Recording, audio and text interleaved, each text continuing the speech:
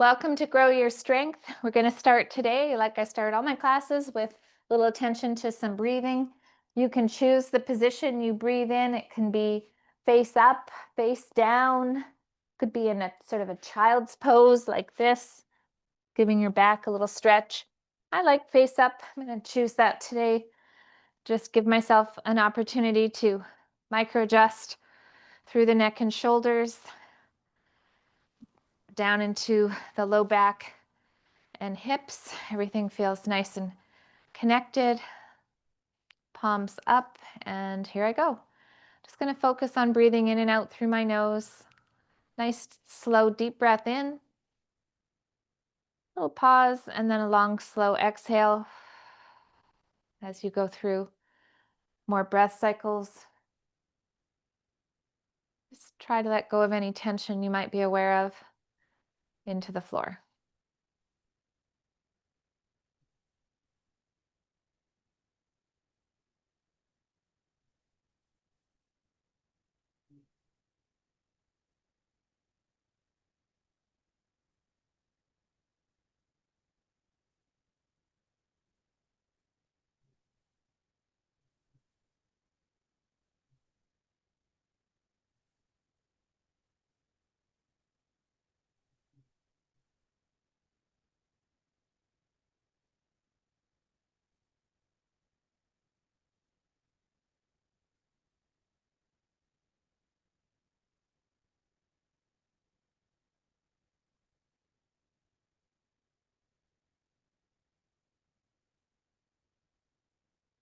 In your last few breath cycles today, let's take a double inhale. So inhale, then inhale again, topping up, really creating some good intra-abdominal expansion, and then a long exhale.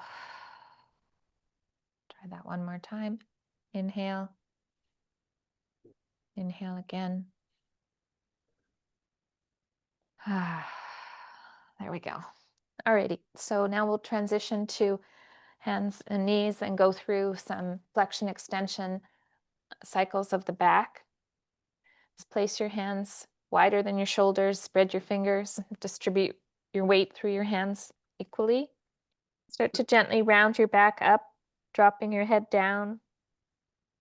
Just taking a little time to move through each section of your back. As you round up and push the floor away a little bit.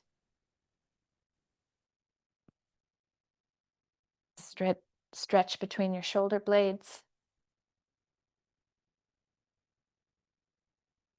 And as you round down, just gently dropping the chest, maybe moving the shoulder blades together as you look up.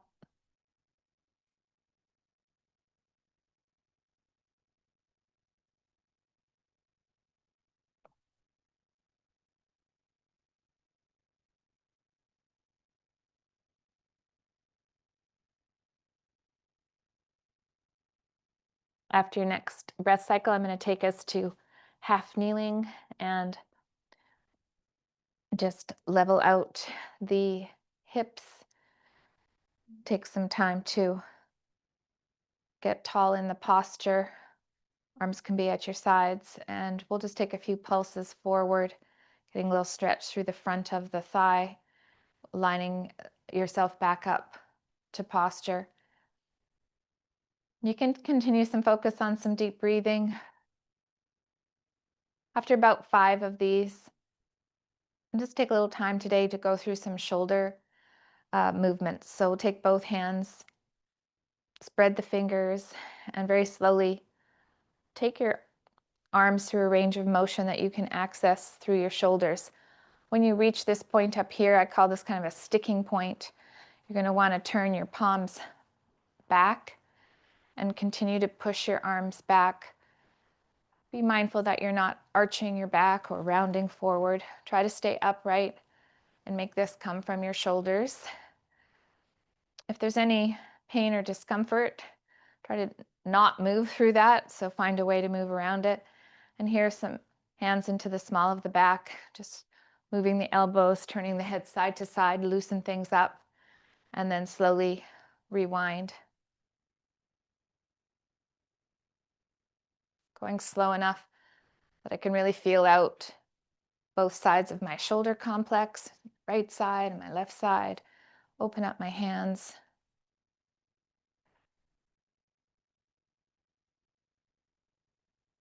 That back down. Nice. Okay, so we'll switch knees and just do those few pulses forward. And we'll do that one more time. Just kind of take my edge of my hips up to my armpit and then level it out. That's kind of my little sort of way of checking that I'm level. If I don't do that and I just put my leg up, often I'll find that I ride a little high on this side. So it's just kind of figuring out how to sink into that hip. So here's a few pulses forward again. And then finding something to look at straight ahead as you go through this one more time. Nice deep breathing. In and out through your nose if you can. Reach the sticking point.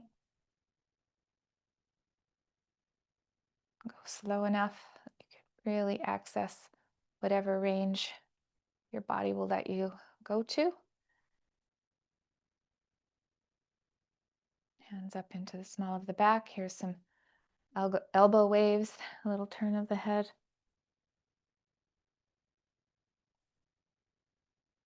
Back around. This is taking time to just find what movements our joints will give us today before we get into the more dynamic moves and load them up with some weights. Over time, doing this kind of work, you'll find your range of motion improves, quality of your joints. Let's come down to hands and knees and take it to a frog circle now. So with the frog move, take my knees a little wider than my hips, and I sit back over to one side, swivel through to the other side, and then weight shift back into my hands, not letting my shoulders collapse. And as you go through about 3 circles each way, you'll probably feel some stretch effects. We'll all feel it in different places, but inner thighs, hips, a little bit through the shoulders, perhaps as you sit back. And after 3 circles, I'm going to change direction.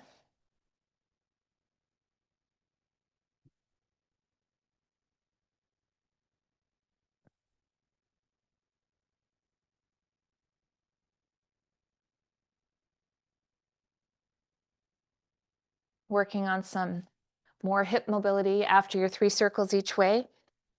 You take a leg out to the side, and it can be a little further back. It doesn't have to be straight out to the side. Just find a place where you can then adjust your down knee and your hands and shoulders, keeping your back as neutral as possible. So then you sit back towards your foot and rock forward. I'm keeping the sole of my foot on the ground now. And as I sit back, just getting a good stretch in through my inner thigh. About 5 of these rocks. Trying not to round the back as you sit back into this. Try not to round up. Just keep a neutral back, so there's your little low back curve. And then after 5, start to rock back and rotate the foot up, and then come forward, rotate the heel up. Get some deep movement from your hip. Sitting back this way, this is your external rotation of your hip, and coming forward, lifting the heel, internal rotation of the hip. After about 5 of those, I'll switch sides. Adjust the hands down, knee, and back again. And here you go.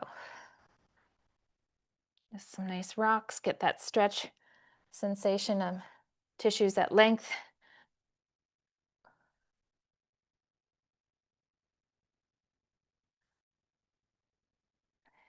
And then adding the rotation for 5.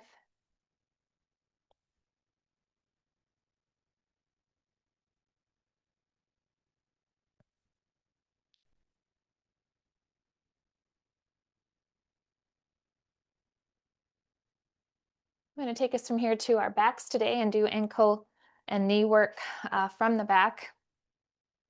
So lying down, if you like to use a stretch strap, now would be a good time. to grab it, but you can do this work without a strap. First off, align your posture. Decide how your back feels. Some people are more comfortable with their knee bent, but in time it would be nice to extend your leg out and start with bending the knee, pulling the knee to the shoulder. This flexes the knee and the hip. You want your leg to be nice and straight as you then extend it up. If you carry more tension than I'm showing here and you have to bend to be here, then just back your leg off to a place where you can get full length to all the tissues through the back of the leg. I keep my eye on my foot, and once I've done about 5, that the foot is straight, not turned out or in, but nice and straight, hold it in this position, open up the toes, and then start to find some flexion and extension ranges through your ankle. Okay, we call these dorsiflexion and plantar flexion. I didn't name them, but same idea as with a lot of our joints. We're finding the end range that we can access, pulling the toes to the shin, pushing the heel to the roof, and then pointing the toes up and trying to get a full length to the front side of the ankle. Here's the rolls, sole of the foot in and out. Try different angles. Take it into some circles. Nice deep breathing. Everything in my body's relaxed. I'm sending my brain a good message, okay, that this is safe. Can get the mobilization, and that will work for benefiting a lot of my movements. And then let's take the leg across the body today. So I'll show you, I'm guiding my right leg across the body, keeping my right hip on the floor. You can pulse gently in and out. Pulling the toes to the shin is going to increase the length of those tissues again, so I get a bit more stretch response. You could hold it across, go through a breath cycle or two.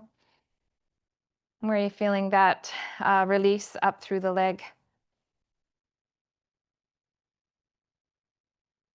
And then we'll switch sides.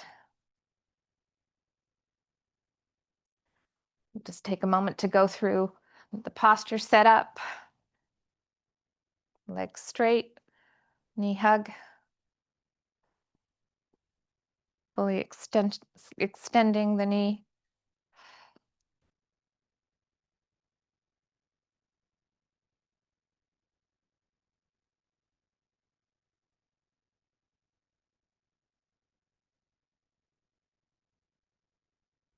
Nice. Holding the legs straight. Opening the toes. Take your time. Good to have ankle function for balance, walking speed, sports, sport of life, being an athlete in life. Okay, and then some circles. Return to my breathing, try to relax and calm my nervous system.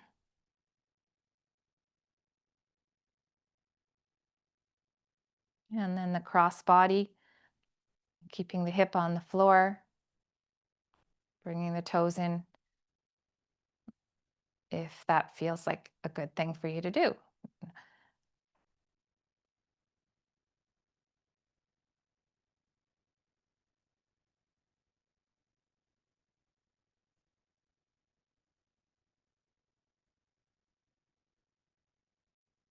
Okay, so I'm going to move us on to our all fours reaches in various angles. And so take ourselves back to hands and knees. Take some time to find your neutral back. So it's not flexed and it's not extended, somewhere in the middle. Tuck the back toes and take the opposite arm and leg off. Depending on where you are in this practice of core stability and strength, you could come out to the side. You could have a reach here. Try and hold for about a breath cycle. Slowly come back and then shift to the other side. So what position did you access? Did you go to the side for a breath? And bring that back in. Shifting the weight side to side, you want to try and maintain your core position between your shoulders including your position of your head. So if you reach out and you drop your head down, or you have your head too high in the beginning, see if you can keep the neutral posture. Little low back curve, connected strong shoulders, and no locking out of the elbows. Once you gain more control, you could certainly go for the full reach, where you push your heel back, extending your knee. Your arm is out in front. I spread my fingers, palm is facing in, and that's a really dialed in full extension. Play with it, and don't worry where you're at. Even moves that are shorter but have the control are good. Okay, now I'm going to take us onto our back and go with the row with the one leg up and then into some single leg bridges. Got an itchy nose for some reason today. I think I've itched my nose like 6 times now. Okay, see if we can stop that. All right, and take some time to put your leg back up into that long extended position. Leg can be bent or straight, and then take some time to find the tension. So as you row your elbows, I'm working my shoulder blades, aligning my posture. I actually feel some working through my front core muscles. And just take some time for about 10 rows. You can go a little wider or bring the elbows closer to the hips. Not too easy, not too hard. Adjusting the tension if you need to.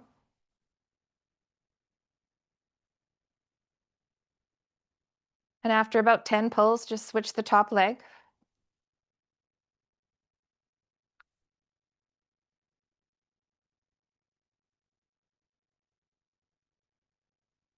Adjust your posture, refine your position.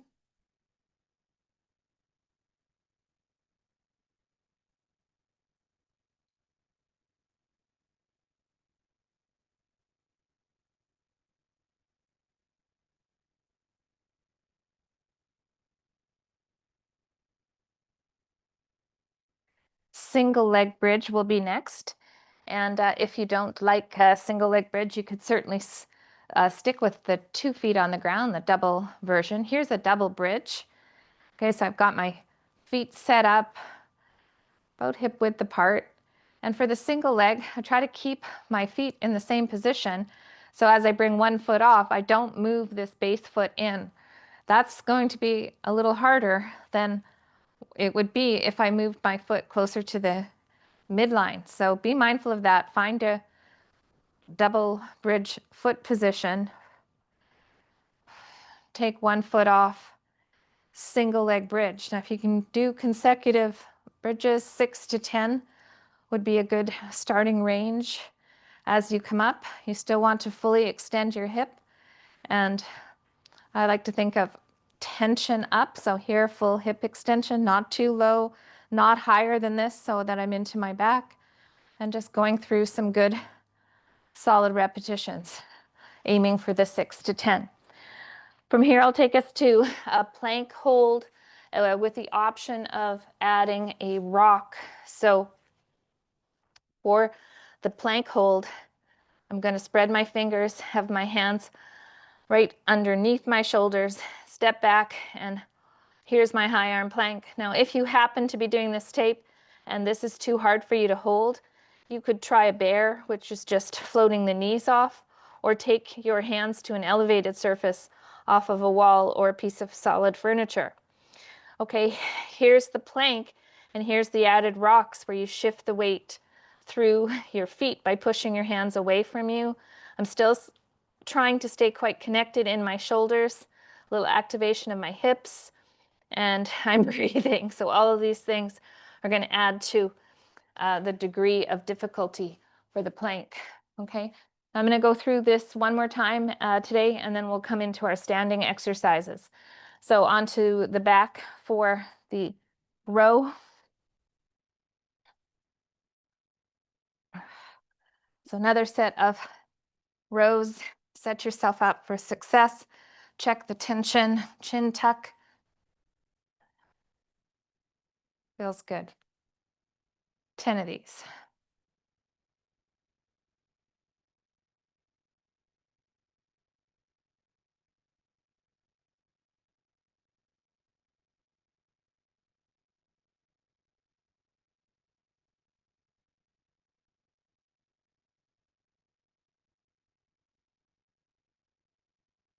Switch the top leg, readjust the posture.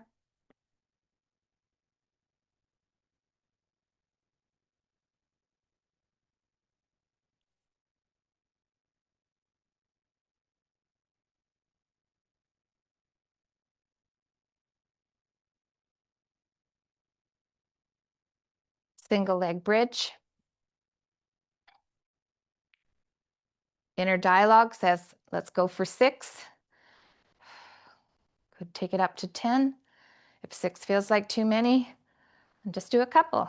Switch sides and finish with some double bridges.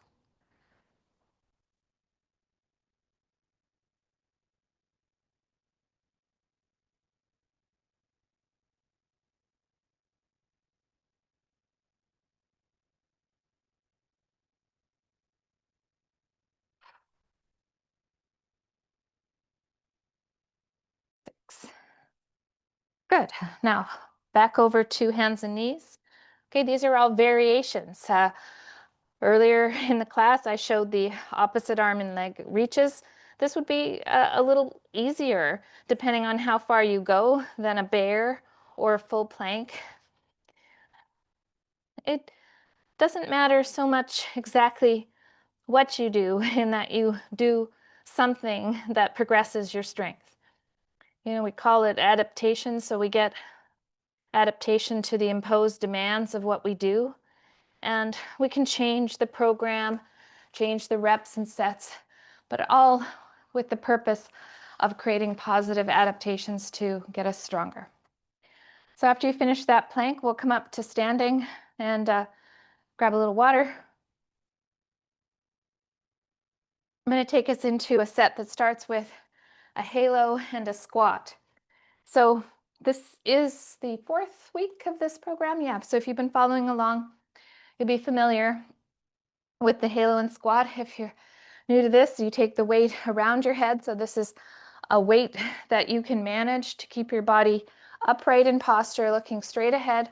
Circle it 1 time in each direction without leaning to the side or leaning back, and then bring yourself into a nice slow squat. Breathe deep. Take your time with this. About 5 cycles of a halo each way and a squat.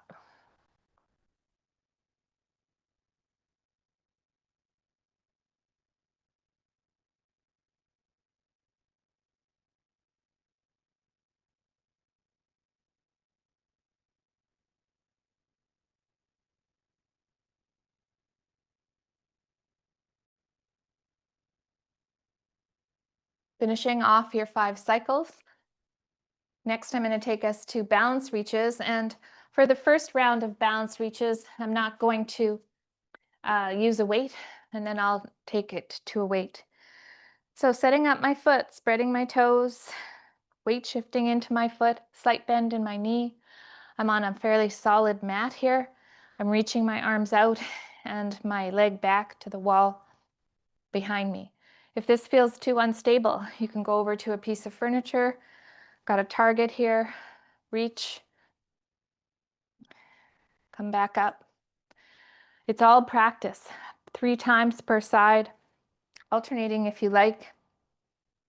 Showing you this way, you want to try and envision that this foot is kind of drawing a line in the sand. So that way it helps me to keep my shoulders square and my hips square. If the line in the sand is crooked, then you might see me rotate. So for starters, we want to try and keep everything level, so that line in the sand cue is helpful. Okay, now we'll add load to that next time. Last exercise is a push-up variation either on the wall or the floor. So taking some time to decide what you're going to do. The foundation of the push-up is the plank, and we did a plank already. So you want to reestablish that connection, step back, tighten up the hips.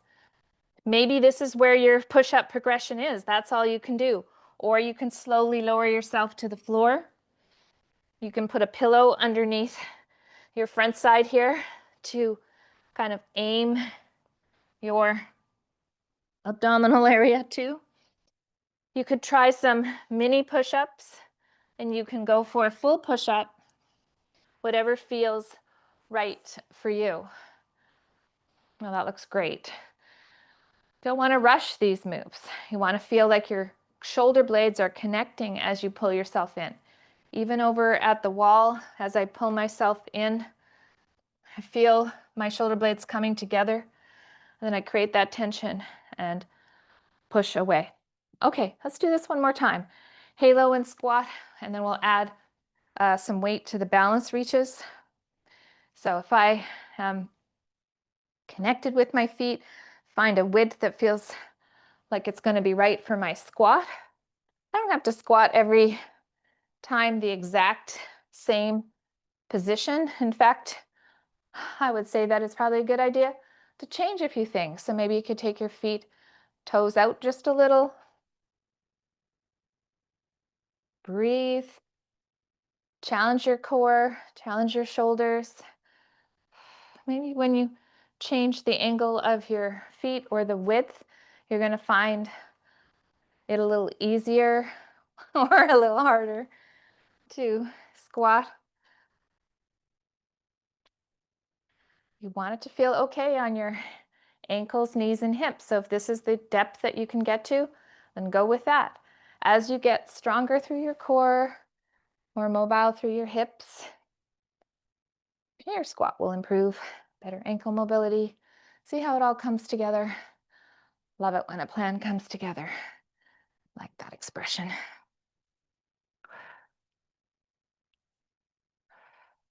Okay.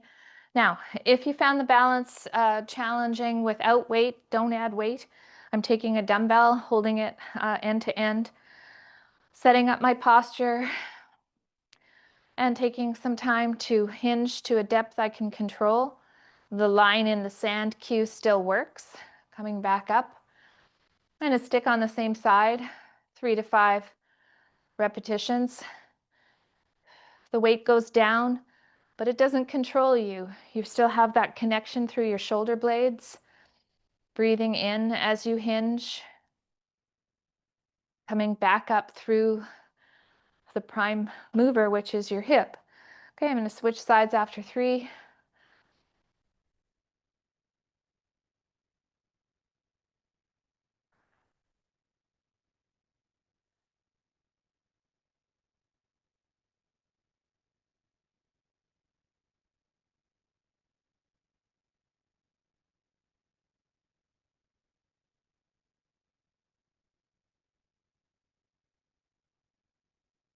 Some days balance feels better than others. Don't get discouraged. It's just a practice. Okay, we've got one more of the push-ups, and then we'll change up our exercises. If you're doing the tape and you feel like doing 3 sets, just pause the tape, do the exercises again, and then resume. Okay. Spread the fingers. Step back, activate the hips. I'm thinking about my shoulder blades. Inner dialogue, how many can I do well? I don't want to compromise my form. You work in those shoulder blades together, you get to that point, especially when you're talking. That's definitely enough. Okay, so from here, we're going to change up the exercises. The first one is a reverse lunge with a press. So about 5 per side. I've got here, step back opposite to the weighted hand. Okay, that makes sense. So here's the weight in my right. I'm going to step back with my left. So first I press right, and then I step back into a reverse lunge. You want to have a weight that feels good on your shoulder, and if you can press well, if for some reason that's not happening, you could just hold the weight at your shoulder and do the lunges only. Could add an extra breath cycle in for the time that it would take to press. As you step back, you want to get control of your toes. Drop the back knee to where you can control and power forward, pushing off your toes. Excellent. Switch sides. Press, Step back. This feels good. Like this exercise. Boom, feeling strong.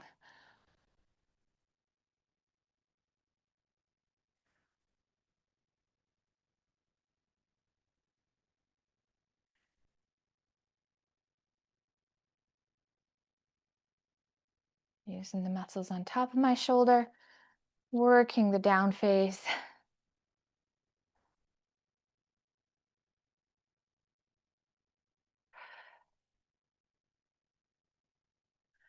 Okay, so second exercise in this set is a skater, and I'm going to show some options. So first off, it's a 45-degree tap. So you're stepping back. If you have hardwood floors or a furniture slider, you could use or create something that slides. This is like a furniture slider on carpet, but it works well even just to slide my foot on the carpet or like I showed, tap. If you do have a slider, you can push into the floor a little bit more and then use some of the inner thigh muscles to come back up. Things that you want to be watching for as you add an exercise like this into your training is that you have this stability to go out on that angle and that your knee isn't caving in, you're not losing your arch support. If you don't have that, then a smaller tap, more time on strengthening would be recommended. So certainly do a version of this based on your self-assessment of what I've shared, but don't feel like you have to go out here to be successful. A small tap back up to posture. This is worthy. Switching sides because I was chatting. I have no idea how many I did. Hopefully you're going up to about 10 per side. And here's my little options. Keeping that knee stable. Breathing in, inhale, exhale up. These are things that are going to make you feel more stable. Last exercise is our deadlift motion. Okay, so we've got options with deadlift, hip hinging motion. Is it going to be dumbbells, kettlebells? How are you feeling today? Some days you might want to do some hip hinges and say, yeah, I'm a little fatigued. I went for a long walk yesterday or a hike. Today's not the day where you're pulling out the big guns. The motion of the hip hinge is the same. Hips go back, back is neutral. I'm breathing in. I create that little intra-abdominal connection through some breath. As I go through reps, I want to make sure that I feel stable. The palm opening at the top is nice if you have dumbbells. If you have heavier weights that you're creating, either buying kettlebells or creating even a grocery bag with heavy books or tools or something you're not using, you want to get something in the home environment that you can use to lift heavier. Once you learn how to do this safely, breath in, breathe, stand tall, the hips are the lever. It's a beautiful thing, and we've got to start getting more load through the bodies. Longevity mode. Okay, so let's go through this again. We'll do the press and the reverse lunge, and I'll take some time to make sure that the weight I've chosen is good for the shoulder. This is on the lighter side for me, but that's okay. It feels good, and I can open up the angles more and strengthen different planes of shoulder muscles, right? So full extension up, pull back down, step back, about 5 of these per side. If this weight was closer to my heaviest that I could press overhead, I probably wouldn't want to be doing it in a combo exercise with a reverse lunge necessarily, and I might have the press a little closer to my ear. The further your press is, your hand is away from your shoulder, the more of a lever more tension we're putting on the shoulder to do the work. So that's kind of the principle behind that.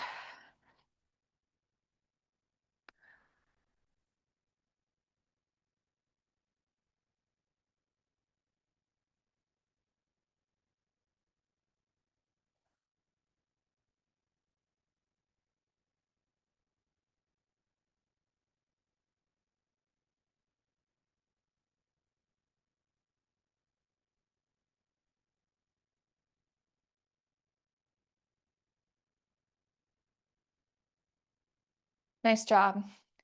Okay, then the skaters talk through the last one so I didn't have to do all the reps. No, just kidding. Here we go. Try for 10. A little pressure, come back up. Any pace works, really. Slower is more time under tension. Gonna be more work.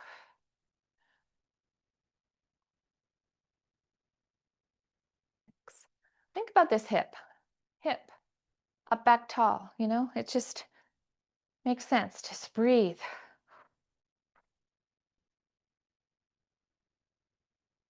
Switching. Try to get some arms in there, reciprocal arm work.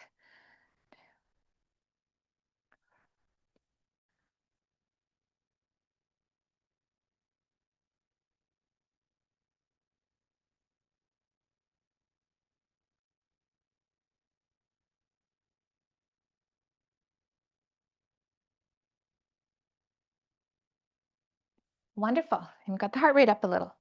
Over to your deadlift. If you're not lifting weights, you could do body weight hip hinge.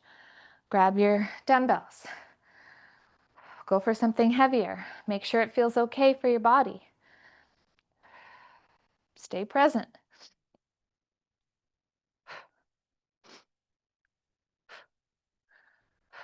Take a standing break between reps if it's heavy. Lots of focus. Little tension, little relaxation phase.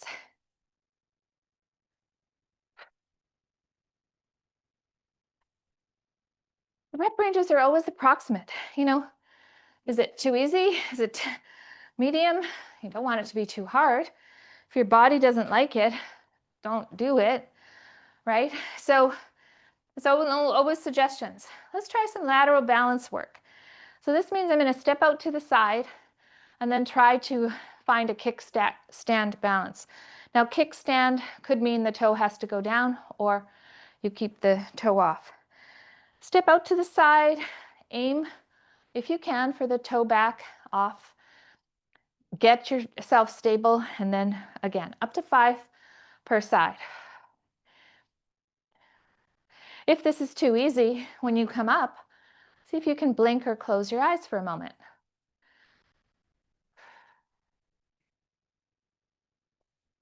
Okay. Creating some lateral strength, not only in the hip, but in the knee and in the ankle. So you're not doing this. Hold. Love it.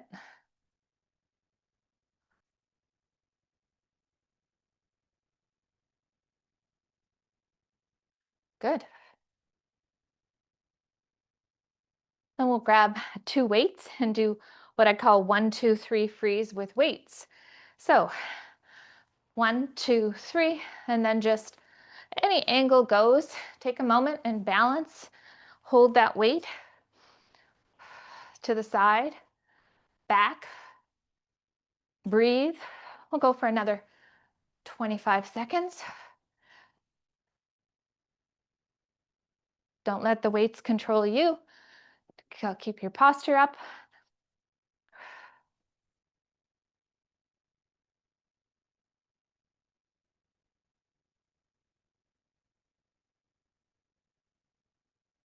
Last 5 seconds.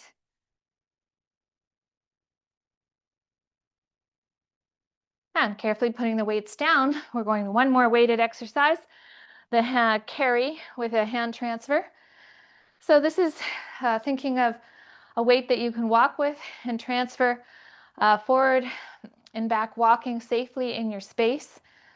Depending on what you have available to you, and grab a weight, pick it up carefully. Again, don't let the weight control you. Tall posture, step forward, breathing deep, connecting through your feet. Every step or two, switching the stabilization, the core muscles, lots of things through the shoulder, head to toe here. Breathe.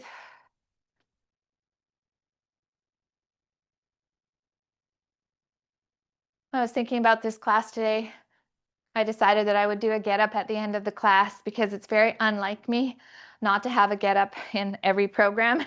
And this program actually had a get up, except I didn't have time to do it those first few weeks. So I've saved time today. So if you're new to the get up, you can follow me and take a little look. And if you know it, please go ahead and do the get up, one per side. I'll hold a blue ball, and I'm going to start with holding the ball in my left side.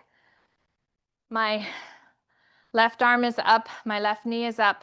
And I just take a minute to make sure that I'm not in a big arch through my back, so I can just press my low to mid back down a little.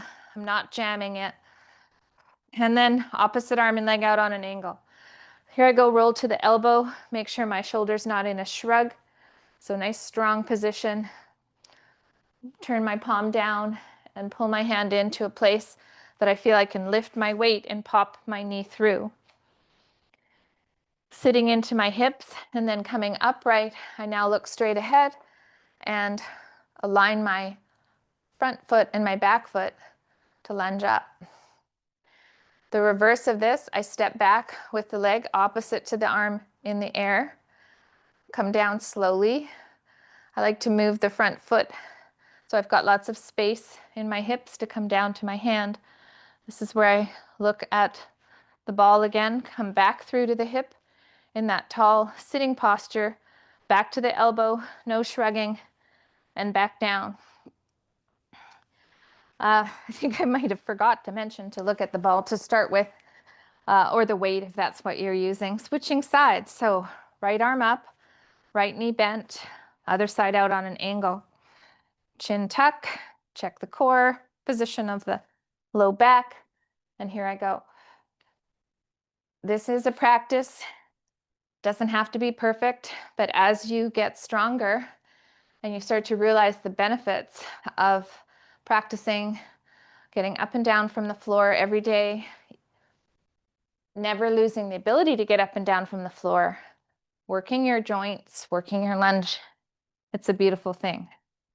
So let me know if you have any questions or concerns about today's class. You're always welcome to email me, Sheila@sheilahamilton.ca. Thank you so much for joining.